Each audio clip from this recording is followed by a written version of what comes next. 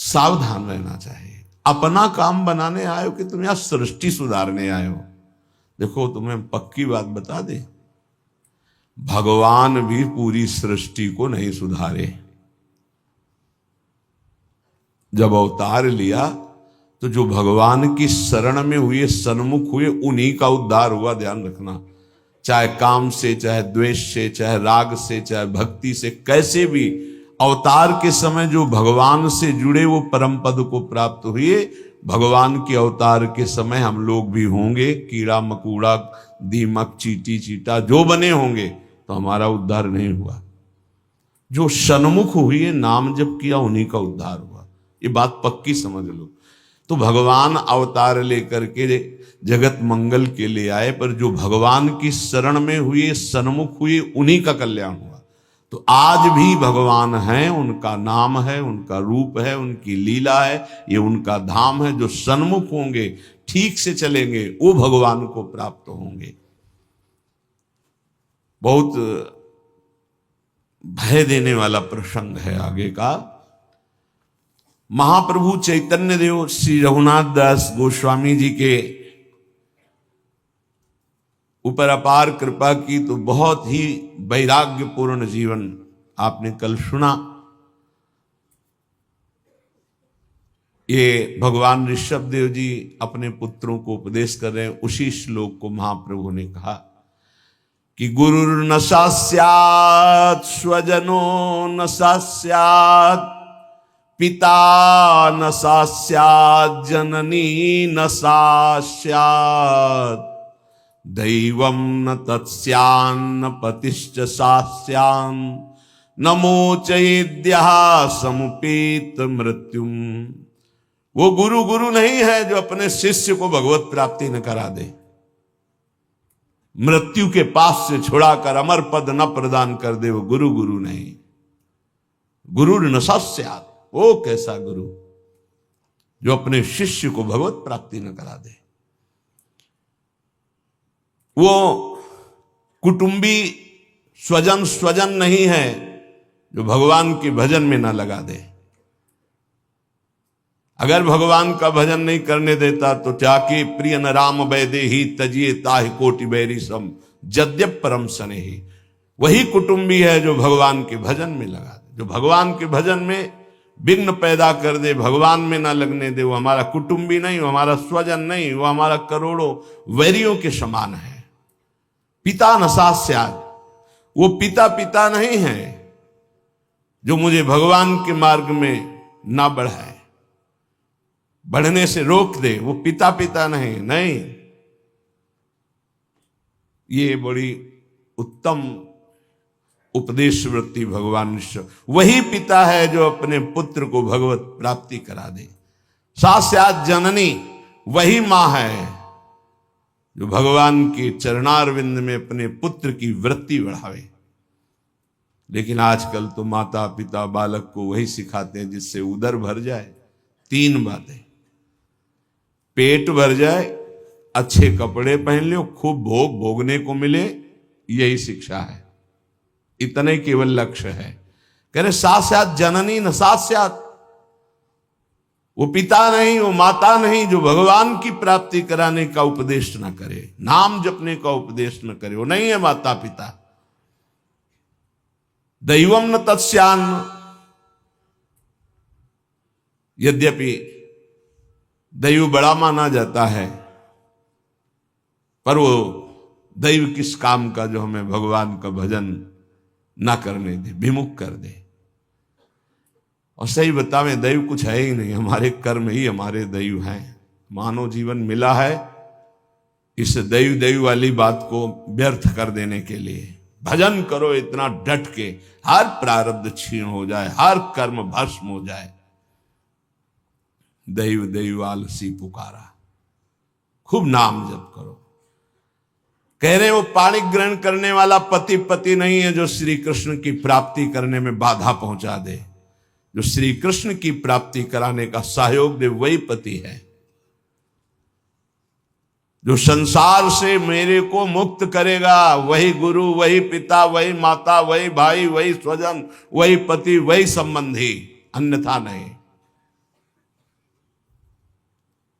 बहुत हृदय संभाल करके अब सुनिएगा। निष्किंचनस्य भगवद भजनोन्मुखस्य पारम परम जिगमिशोर भवसागरस्य संदर्शनम विषयिणामथ योषितांच हा हंत हंत विषभक्षण मतोप्य साधु। ए साधु विरक्त, बहुत खेद और दुख की बात कि यदि संसार रूपी समुद्र से पार जाने के लिए तुमने विरक्त भेष ले लिया, वैराग्य भेष ले लिया और विषयी पुरुषों का संग करते हो और विषयी स्त्रियों का संग करते हो, तो इससे अच्छा है कि जहर खा के अपनी शरीर की वृत्ति पूरी कर देनी चाहिए। हा हंत हंत विष भक्षण तो पिशादो। दूसरा भाव कि इससे अच्छा तो जहर है कि बहुत से बहुत शरीर ही छूटेगा, लेकिन ये विषय तो अनेक जन्मों तक तुम्हें नरक पहुंचा देगा। सचमुच सचमुच भगवान की भक्ति निष्किंचन ज्ञाननिष्ठ वैराग्यनिष्ठ जो है वही पूर्ण रूप से कर पाते हैं। जब कोई भगवान के मार्ग में चलता है तो ये 3 खाइयां होती जहां उसको माया गिराती है। पहली खाई है कंचन, वित्त तृष्णा, रुपया पैसा का संग्रह करना। ये देखा है, समझ नहीं पाया जाता और धोखा हो जाता है। थोड़े थोड़े रुपये संचय करते हुए पधार गए, वो रुपये विषयी पुरुषों ने प्रयोग किए। बड़े बड़े चरित्र देखे हैं, स्वयं कभी खर्चा नहीं किया, संतों की सेवा में नहीं लगाया, समाज की सेवा में नहीं लगाया, बड़े बड़े बॉक्सों में बंद करके रख के और पधार कर चले गए। बाद में उनके परिवार के जनों ने अधिकार कर लिया। बहुत बड़ी गलती हुई। साधु को कभी भी अपने नाम पैसा नहीं रखना चाहिए, ये लिख लीजिए। गुरु के द्वारा सेवित हो या इष्ट के द्वारा सेवित हो, अन मांगे आगे आवे गो। स्वामी जी महाराज कह रहे, स्वामी हरिदास जी, बिल्कुल ऐसा न सोचे कि मैं इतने लाख जमा कर लूं तो पूरे जीवन आराम से खाऊंगा। तो प्रभु का भरोसा नहीं, लक्ष्मीपति का, कि जिस समय जरूरत होगी बिना दस्तखत के तुम्हारे पास आ जाएगा।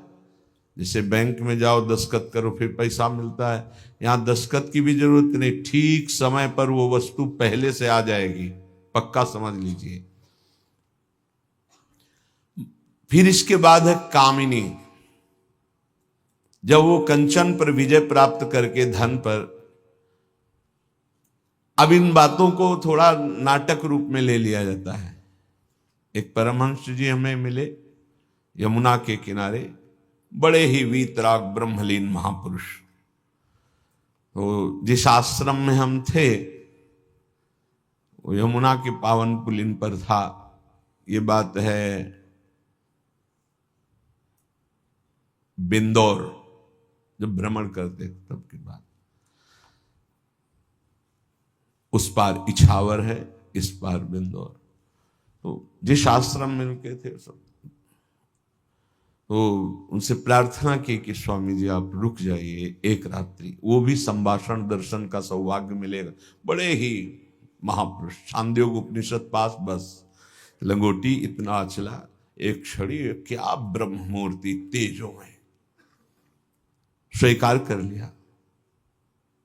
तो तखत में गद्दा बिछाकर वैसे ऊपर वस्त्र, उनका नहीं नारायण, हम ऐसी जगह बैठते हैं जहां कोई उतार ना सके। बोरा बिछाइए, बोरा में। तुमको स्वामी जी आपके लिए नहीं, ये यहाँ की मर्यादा, संतों की मर्यादा पर ये गद्दा, ये इसके ऊपर पलंग पोष, ये संतों की मर्यादा नहीं होती। बेटा जमीन में बिछाओ। ऐसे एक एक चेष्टाएं उनकी थी कि थप्पड़ की तरह पड़ती थी। तो उनका, महाराज यहाँ के महंत कौन है, तुम हो? उनका नहीं महाराज जी, हम तो यहाँ विचरण करते हुए। अच्छा अच्छा अच्छा, यहाँ के महंत को हमको बाहर गए हुए हैं, पर महाराज जी वो भी बहुत त्यागी, पैसा नहीं लेते, पैसा नहीं लेते। इतनी जोर बालवत हंसे कस के, बोले आश्रम उन्हीं का है? कहा, जी पैसा नहीं लेते? नहीं। तो ये कैसे चलता है? तुमका जब वो जाते हैं और कोई दक्षिणा देता है तो ऐसे अचला में बंधवा, फिर तो जो हंसे के आपसे अचला में बंधवा लेते, पैसा लेते नहीं। क्या यार, लोग का क्या नारायण तुम भी विनोद करते हो, ये है क्या? तुमका सही महाराज जी बोले जब यहाँ आते हैं तब तो उनका जो सेवा में रहते हैं वो खोल लेते हो, फिर ऐसे कान, बेटा इसे त्याग नहीं कहते, इसे त्याग। उसी दिन उनके साथ कई 60 किलोमीटर एक सांस में चलते थे, हमारी तो हालत खराब हो गई, पीछे भागते हुए। हमको स्वामी जी 3 दिन के आगे चौथे दिन नहीं चल पाए, ब्रह्माकार वृत्ति लिए कमंडल 60 किलोमीटर तक चल, न खाना न पीना न कुछ। कोई बोल दे स्वामी जी कुछ पालो तो पाले, नहीं बोले तो एकदम पुष्ट। क्या उनका स्वरूप, उन्होंने मतलब जो 3 दिन साथ रहे, तो वैराग्य क्या क्या स्वरूप है, स्वरूप का क्या बोध है, कैसी अद्भुत उनकी ज्ञान निष्ठा। कैसा महापुरुषों का अगर एक क्षण भी संग मिल जाए तो जीवन का रंग बदल जाता है। 1 रुपया पास रहे और कभी भी किसी नगर में भिक्षावृत्ति नहीं करना, आकाशवृत्ति से जहां चल रहे हैं वो कहा, भारत की समस्त नदियों की 2-2 बार परिक्रमा हो गई। ऐसे महापुरुष। तो कंचन और कामिनी, कामिनी का तात्पर्य हर इंद्रिय संयोग से है और विशेषतर जनेन्द्रिय के संयोग से है।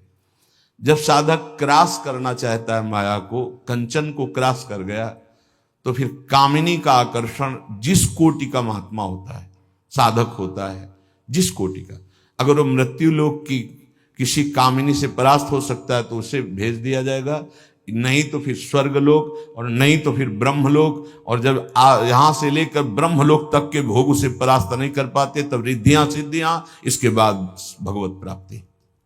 एक परीक्षा का क्रम है। फिर तीसरा है कीर्ति, मतलब पहले में ही जैसे 1 लाख चले तो पहले में ही बहुत मार के गिरा दिए गए कंचन में, फिर कुछ बचे तो कामिनी में, फिर जो बचे तो कीर्ति में। जो कामिनी कंचन कीर्ति तीनों को पार कर गया, तभी वो कहा गया को एक पाव भगति जिमि मोरी, वृष्टि शारदी कहूं कहूं थोरी। जैसे शरद में कहीं कहीं वर्षा होती है, ऐसे कोई बिरला मेरा भक्ति को प्राप्त, वही बिरला जो इन 3 पर विजय प्राप्त कर लेता है। इनमें ऐसे सुखों का आकर्षण ब्रह्मा जी ने रखा है, कामिनी कंचन कीर्ति, कि ऐसा लगता है तो भगवान तो मिल ही जाएंगे। देख लेते हैं, कंचन तजना सहज है, सहज तिया का नेह, मान बड़ाई ईर्ष्या दुर्लभ तजनाए। आगे जो मान बड़ाई बहुत बड़ी मंजिल अच्छे अच्छे साधकों को गिरा देती है। चलन चलन सब कोई कहे, बिरला पहुंचे कोई, एक कंचन एक कामिनी दुर्लभ घाटी, 2 मार के गिरा दिया गया। एक कंचन एक कामिनी, ये लांबी तलवार, आए थे हरिभजन को बीचे देने। ये घाटियां वही नहीं पार कर पाता जो भगवत प्राप्त महापुरुषों का आश्रय नहीं लिए। यदि भगवत प्राप्त संतों का आश्रय लिए तो आराम से पार हो जाएगा, पता ही नहीं चलेगा कि घाटियां पार हो गए हम, पता ही नहीं चलेगा। त्याग और वैराग्य का यही स्वरूप है कि इन तीनों से बचे, कंचन कामिनी प्रणाम नमस्कार प्रतिष्ठा कीर्ति, इनसे बचे। आपका भाग्य सद्भाग्य में बदल जाएगा, और अगर असावधान हुए तो आपका भाग्य दुर्भाग्य में बदल जाएगा। बहुत पावर है, बहुत पावर है। जीव ही आप असत वृत्ति करेंगे तो वही पावर आपको असत की तरफ बढ़ा देगा। ध्यान रखना, भगवान की छाती से धर्म का प्रादुर्भाव हुआ है, भगवान की पीठ से अधर्म का, और दोनों भगवान से ही प्रकट हुए, धर्म और अधर्म, और दोनों सामर्थ्यशाली हैं। पीठ जो भगवान से विमुख हैं उनके ऊपर अधर्म का, और जो भगवान के सन्मुख है उनके ऊपर धर्म का प्रभाव पड़ता रहता है। तो सीधाम वृंदावन आ गए, लेकिन दुर्भाग्य की रचना कर डाली। क्या? यहां के वासियों की निंदा करने लगे। कल एक महात्मा पधारे थे, तो उन्होंने कहा कि हम बहुत अंदर से परेशान हैं, हमारा भजन नष्ट हो गया। कई दिन हो गए, अगर 1 2 3 दिन तक भजन में बाधा पड़ रही तो भोजन का प्रभाव है, और इसके आगे अगर बढ़ गया तो फिर वैष्णव अपराध पक्का, दूसरा कोई, और तो छोटी मोटी बातें सब भस्म हो जाती भजन करने वाले की। पहली बात, भोजन अशुद्ध हुआ तो 2-3 दिन, तो उनका नहीं तो बहुत लंबे समय से उनका वैष्णव अपराध। बोले हाँ, हमको भी आभास होता है। तो ऐसा यहां श्रीपाद कह रहे हैं, श्रील वृंदावनेस्मिन दोषान दृष्टान निज हत दृशा। वो अपना नाश करने का, दुर्भाग्य लिखने का कार्य शुरू कर दिया। क्या? वृंदावन के वासी में दृष्ट दोष देखना, वर्तमान में जो दोष दिखाई दे रहे हैं। बोले है दोषी इसलिए देखता हूं, नहीं देखो, वह श्री जी का कृपा पात्र है, आज नहीं तो कल वो महापुरुष बन जाएगा। अर्थात जो महापुरुषों की गति वो उसे प्राप्त हो जाएगी। वो धामवासी है, प्रियाजू ने स्वीकार किया है। आपका क्या अधिकार है कि आप उस पर दोष दर्शन करें? तो कह रहे हैं जो वृंदावन धाम में वास करते हैं उनके दृष्ट दोषों को दिखाई दे रहा है। ऐसा नहीं कि नहीं दिखाई दे रहा, आप आरोप लगा रहे हैं, दिखाई दे रहा है। दृष्ट दोषों को सत्य मान करके वर्णन करते हैं, उनकी निंदा करते हैं, तो आपका भाग्य दुर्भाग्य में बदल जाएगा। यदि आप ये विचार करके कि श्री जी के लाड़िले हैं, इनकी बाहरी बात है पर इनके ऊपर बहुत कृपा है, आज नहीं तो कल ये सब सुधर जाएंगे क्योंकि लाडली जी के कृपा पात्र हैं, बात बन गई। ऐसे मूर्ख लोग अपना संकट स्वयं चयन कर लेते हैं। जो दूसरों की, वृंदावनवासी की दोष दृष्टि से निंदा आदि करते हैं, बहुत निकृष्ट बात है, इसे कभी स्वीकार न करें। सच्ची कहते हैं, देखो अपने सब पावन भूमि में बैठे हैं, निंदा तो अपनी करनी चाहिए। अंदर से देखो, ईमानदारी से देखो, जो हमारे अंदर कूड़ा करकट है इसकी निंदा करनी चाहिए कि मैं बहुत नीच हूं, हम पर इतनी कृपा है लाडली जी की, इतना दुलार कर रहे हो, हम उनकी दुलार को ठुकराए चले जा रहे हैं। वो कह रहे हैं दाहिने चलो, हम बाएं बढ़ते चले जा रहे हैं, पर वो कृपा ही करती जा रहे हैं। हम कभी एकांत में बैठकर नहीं रोए कि मैं कितना नीच अपराधी हूं कि अपने इतने करुणा में स्वामी का विरोध कर रहा हूं, उनके विरुद्ध चल रहा हूं, जबकि प्रतिकूलस्य विसर्जनम, बिल्कुल विसर्जन कर देना, आज के बाद कोई गलती नहीं होगी। पर हम गलती पे गलती करे जा रहे हैं। श्री जी इस बार माफ कर दो, आगे से फिर किया, श्री जी इस बार माफ कर दो, फिर वही वो माफ करती चली जा रही। हमसे गलती होती, जब हम ये देखेंगे तो हम दूसरे को देखने लायक ही नहीं। हम क्या दूसरे को देखें? हम अच्छे हों तो दूसरे को देखें, और जब सच्चाई में तुम अच्छे हो जाओगे तो दूसरे के दोष नहीं दिखाई देंगे, सब में अपने प्रभु दिखाई देंगे। इसलिए श्रीपाद कह रहे हो, मूर्ख लोग अपने संकट को बुलाते हैं, संकट का निर्माण करते हैं। ये बहुत भयावह बात है कि किसी वैष्णव या किसी वृंदावनवासी की निंदा बिल्कुल भूल कर मत करना। ये ब्रजवासी जन भगवान के लाड़िले हैं। देवराज इंद्र को भ्रम हो गया, घुटनों पे आ गए, तब भगवान ने क्षमा किया। जाओ, त्रिभुवनपति घुटनों पे बैठे थे इसी रज में। ये जो गोविंद कुंड है ना, घुटनों के पर थे, नाथ क्षमा कर दो, जाओ। ऐसा अहंकार मत करो कि तुम्हारे द्वारा पूरी सृष्टि चल रही है। ये ब्रजवासी हमारे प्राण हैं, अगर इनको कोई संकट तो फिर हम उसको महासंकट में डाल देंगे। हमारे ब्रजवासियों को कोई ना छेड़े। भगवान कह रहे मेरे प्राण हैं ब्रजवासी जन। देवराज इंद्र से ज्यादा नाराज नहीं हुए। कारण जानते हो? किया तो उपद्रव ब्रजवासियों को पीड़ा देने का, लेकिन सब ब्रजवासी एक साथ बैठ कर दिए ना, तो लालजू ने थोड़ा तो उन पर शासन किया, फिर कृपा कर दी, लेकिन ब्रह्मा जी के ऊपर कृपा नहीं की, क्योंकि अलग कर दिया। ये उपद्रव किए पर सबको इकट्ठा कर दिया, इसलिए ज्यादा इनको पढ़ के देख लेना, ज्यादा नहीं, बस इतना कहा तुम देवराज हो, सतोगुणी हो, अहंकार मत किया करो। लेकिन ब्रह्मा जी तो कांप के चले ही गए, भगवान मुस्कुराए नहीं। क्यों? ब्रजवासियों को अलग कर दिया। तुम ब्रह्मलोक में मायामयी सैया पे सुला दिया, हमारे प्राण प्यारे ब्रजवासियों का अपराध करते हो। तो आज तक ब्रह्मा जी का प्रवेश नहीं ब्रज में, बात समझ लो। वो मूर्ख हैं जो वृंदावन या ब्रजवासी जो वास कर रहे हैं उनके प्रति दोष दृष्टि करें।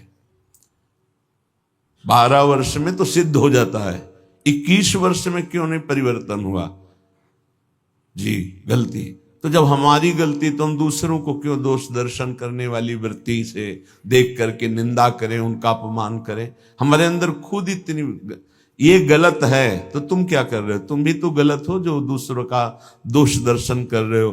परमार्थ कहता है किसी के भी ना दोष देखने ना गुण देखने, सब में भगवत भाव देखना।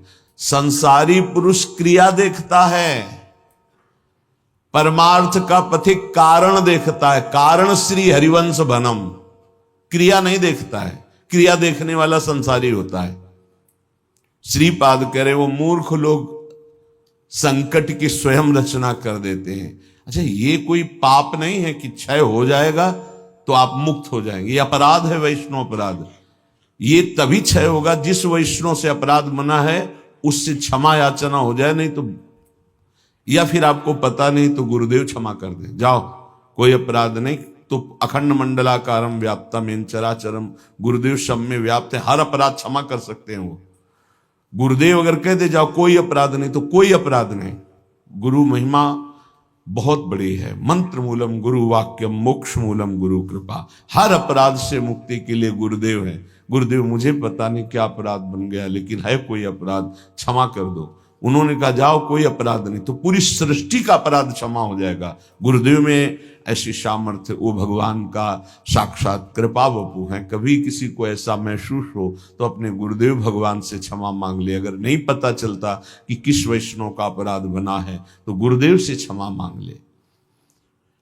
श्रीपाद कह रहे हैं ऐसे व्यक्ति हमारे चाहे प्राण संकट में पड़े हो, कभी समीप ना आवे, मैं इनका दर्शन न करूं और इनका संभाषण न सुनूं। जो संतों की, ब्रजवासियों की, वैष्णव की, भगवत भक्तों की निंदा करते हैं, ऐसे लोग हमारी दृष्टि में ना आवे, कभी हमारे कान में इनकी आवाज ना पड़े, और कभी प्राण संकट होने पर भी मैं इनकी सेवा स्वीकार ना करूं। क्योंकि ऐसे लोगों का विषय सेवन करना, दिया हुआ भोजन पाना, या उनके पास बैठना, या उनकी दर्शन करना, इस सारे साधन को हास्यास्पद बना देते हैं। उपहास योग, अर्थात कुछ नहीं रह जाता जो ऐसे लोगों का संग करता है। अपराध नहीं, निंदा नहीं होनी चाहिए, बहुत सावधान। पूज्य श्री चंद्रशेखर बाबा जी महाराज वो कहते थे कि ब्रजरज, ब्रजलता और ब्रजवासी, इन तीन से श्रद्धा बिगड़ गई तो बात तुम्हारी बनेगी नहीं। उनके श्रीमुख के शब्द थे कि तुम रेगिस्तान में वास कर लो तो तुम्हारा कल्याण हो सकता है, लेकिन ब्रजवासी, ब्रजरज, ब्रजलता, इनका अपमान अपराध करोगे तो वृंदावन में तुम्हारा कल्याण होने वाला नहीं है। वो डायरी में लिखा हुआ पूज्य चंद्रशेखर बाबा जी महाराज। वे भी 25 वर्ष पहले की बात, प्रारंभ में ही दर्शन के लिए। तो यहां श्रीपाद कह रहे हैं ऐसे मूर्ख लोग अपने संकट का स्वयं निर्माण कर लेते हैं। किसी भी विषय में क्यों ना हो, जो वृंदावन वासियों की निंदा करते हैं उनका मैं दर्शन न करूं, कभी संभाषण न करूं, कभी दिया हुआ कोई पदार्थ या विषय सेवन न करूं। उपासक को और भरोसा धन का मत करो, प्रभु का करो। वैसे भी गांव में संतों की बातें कहते थे कि बिन मांगे जो कुछ मिले उसे दूध समझानो, मांगे जो मिले उसे पानी समझानो, और जो छल कपट से छीना जाए उसे विष रक्त के समान समझो। जो महापुरुषों का आश्रय लिए उसे धन का आश्रय लेना बड़ा दुखदाई हो जाता है। भगवद आश्रित हो, संत आश्रित हो, धन का आश्रय उसकी सदगति में बाधा पहुंचा देगा। धन का आश्रय उसकी सदगति में बाधा पहुंचा देगा। जिनको कोई आश्रय नहीं है, भगवान का भी भरोसा नहीं, लेकिन उनके परिवार का कोई भगवान से जुड़ा तो उसका कल्याण हो जाएगा। लेकिन अगर धन का आश्रय तो आपके कल्याण में बाधा पड़ जाएगी। बस ये आंतरिक विषय। यदि विषयी पुरुष है और वो धन का उपभोग करके आह्लादित होता है तो ज्यादा निंदनीय नहीं है। लेकिन वैरागी पुरुष है और धन का आश्रय लेकर आनंदित हो रहा है, बोले निंदनीय बात है। क्योंकि जीवन मुक्त अवस्था में भगवत प्राप्ति में सबसे बड़ी बाधा उसका बैंक बैलेंस बन जाएगा। मरते समय वही वृत्ति रहेगी, इतना है इतना है, वही चिंतन चला जाएगा। क्योंकि आश्रय तुमने जीवन में धन का रखा है। प्रेम रूपी धन प्राप्ति के लिए जो विरक्त है, जो भगवत मार्ग का पथिक है या जो वैष्णव है, उसकी उदर पूर्ति, वस्त्र और देखभाल ये सब भगवान के द्वारा होती है। पक्का विश्वास समझो, विश्वास कर लीजिए। देखो, जिस दिन वृंदावन में प्रवेश हुआ था उस समय तो संन्यास मार्ग के पथिक थे। कहीं किंचन मात्र कोई संग्रह परिग्रह, कोई संग्रह परिग्रह नहीं।